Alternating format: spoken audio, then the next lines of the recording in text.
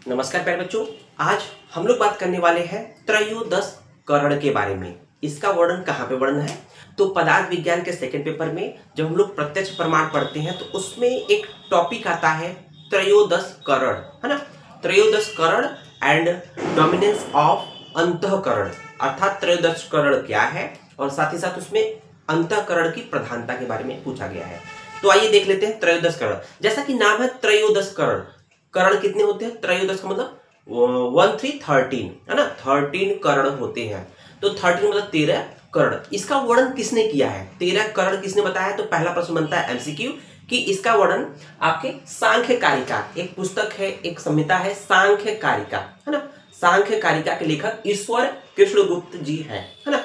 अब बात करते हैं करण क्या है। करण का मतलब क्या होता है? करण का मतलब होता है साधन। करण का क्या मतलब होता है? साधन। करण, है ना, इसका मतलब क्या है? साधन, व्हीकल, टूल्स, है ना, जिसके माध्यम से आत्मा को ज्ञान की प्राप्ति होती है। जैसे अगर हम बात करें, अगर हमें यहाँ से 2 किलोमीटर अपने घर से विद्यालय जाना है, या तो पैदल जाएंगे या साइकिल से जाएंगे या मोटरसाइकिल जाएंगे, तो कोई ना कोई हमें साधन चाहिए, है ना। तो उसी तरह से आत्मा को भी ज्ञान की प्राप्ति होने के लिए कोई ना कोई साधन चाहिए। तो आत्मा को ज्ञान की प्राप्ति में के लिए जो सहायक साधन है उसको हम लोग करण बोलते हैं। तो आइए देख लेते हैं इसको। देखिए करण की परिभाषा, करण कहते किसे है पहले इसको डिफाइन कर लेंगे। तो ज्ञान उत्पत्ति के साधन को, ज्ञान उत्पत्ति अर्थात ज्ञान किसको हो रहा होता है? आत्मा को। उस ज्ञान उत्पत्ति के साधन को करण कहते हैं। तो वेरी वेरी इंपॉर्टेंट है, ज्ञान उत्पत्ति का जो साधन होता है, जो उपकरण होता है, इंस्ट्रूमेंट होता है, उसको हम लोग करण कहते हैं।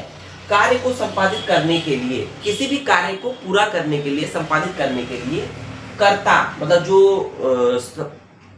कर्ता होता है, जिस उपकरण मतलब इंस्ट्रूमेंट, जिस उपकरण या साधन की सहायता से कार्य में प्रवृत्त होता है, कार्य में लगता है, उसे करण कहते हैं। तो मुझे उम्मीद है कि ये चीज आपको समझ में आ रही होगी। करण का क्या मतलब है? करण का मतलब होता है साधन।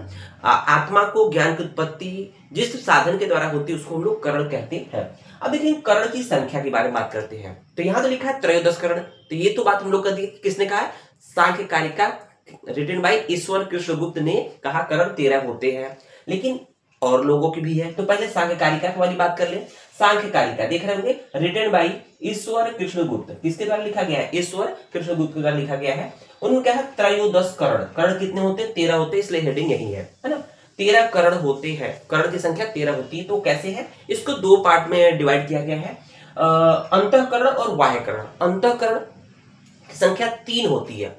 देखेंगे मन बुद्धि अहंकार, तो ध्यान दीजिएगा, मन बुद्धि अहंकार ये 3 अंतःकरण में आते हैं। देखिए मन है, बुद्धि, अहंकार सब अंदर की बात है ना। बाह्यकरण की बात करेंगे तो इसकी संख्या 10 हो जाती है। तो 10 + 3 + 10 = 13 हो गया। तो देखेंगे यहाँ पर क्या होते हैं, बाह्यकरण 10 होते हैं, तो 5 ज्ञानेंद्रियां हो गई और 5 कर्मेंद्रियां हो गई। तो इस तरह से 10 + 3 13 हो गया। अब देखेंगे चरक ने करण की संख्या, यहां पर पूछा था कि आचार्य चरक के अकॉर्डिंग करण की संख्या होती है, तो मोस्ट इंपॉर्टेंट है। तो त्रयोदश तो याद रहता है, लेकिन चरक ने कितने माने हैं? 1 कम मान लिया है। 13 में से 1 कम मान लिया, 12 मान लिया उन्होंने। मन बुद्धि 5 ज्ञानेंद्रिया 5 कर्मेंद्रिया। तो इसका मतलब कि 5 ज्ञानेंद्रिया 5 कर्मेंद्रिया जो बाह्य करण थे ये तो उन्होंने एज इट इज माना।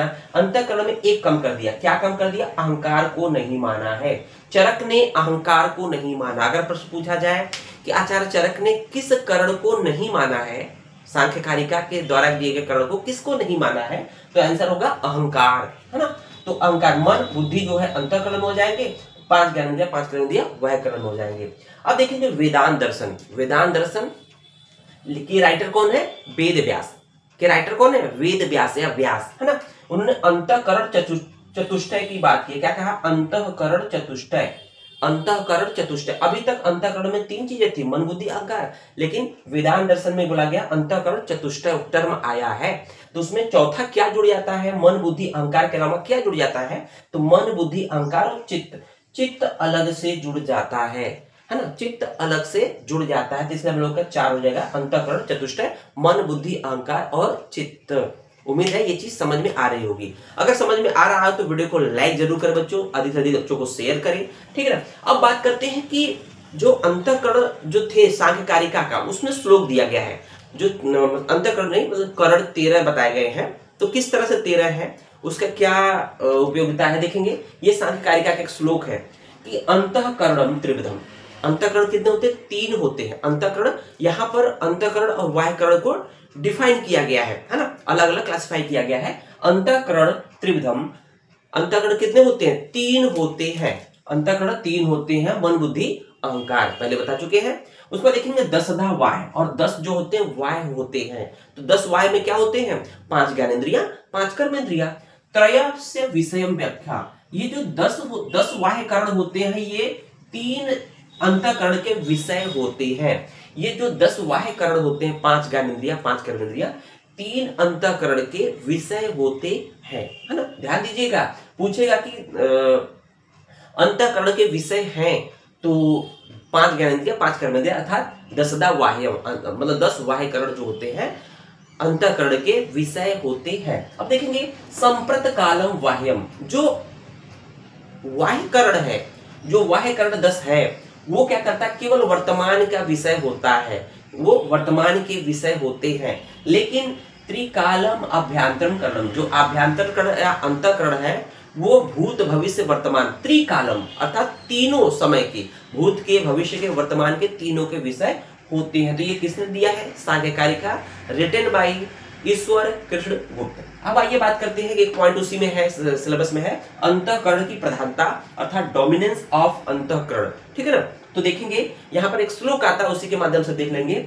सा अंतःकरणा, अंतःकरण कौन कौन से होते हैं? जो अंतःकरण मन बुद्धि अहंकार, है ना, मन बुद्धि अहंकार, ये जो होते हैं सभी सर्व विषयम अवगतो यस्मात्, सभी वाह्य करणों के, ये जो क्या करते हैं, सभी वाह्य करण जो होते हैं ये अंतःकरण के विषय होते हैं, है ना।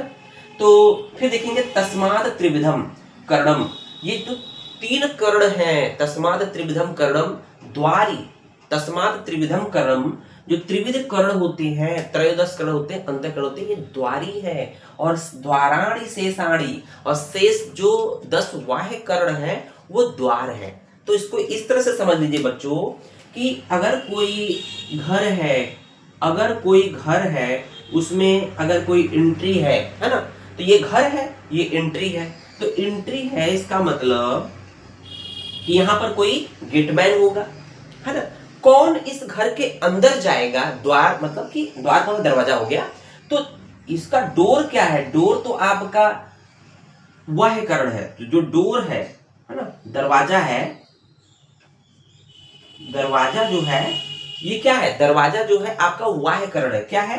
वाह्य करण, वाह्य करण है। लेकिन अब इसमें कौन जाएगा कौन नहीं जाएगा ये कौन डिसाइड करेगा? ये द्वारी अर्थात द्वारपाल, जिसको बोलते हैं द्वार का नियंत्रक या गेटमैन या गार्ड। तो यहाँ पर इस द्वार पे 3 अंतःकरण होते हैं। इस द्वार पर, गेट पर 3 अंतःकरण होते हैं, जिसको हम लोग द्वार का नियंत्रक या द्वारी बोलते हैं, या गार्ड बोलते हैं, गेटमैन बोलते हैं। तो ये 10 वाह्य करण का एक तरह से नियंत्रक होता है कि कौन अंदर जाएगा कौन नहीं जाएगा। तो इसलिए बोला गया है त्रिविध करण को क्या बोला गया? द्वारी बोला गया। द्वारी का मतलब द्वार का नियंत्रक अर्थात गेटमैन बोला गया, गार्ड बोला गया। और शेष जो 10 वाह्य करण होते हैं, 5 ज्ञानेंद्रिया, 5 कर्मेंद्रिया, वो द्वार होते हैं, है ना। तो उम्मीद है वीडियो आपको पसंद आया होगा। धन्यवाद।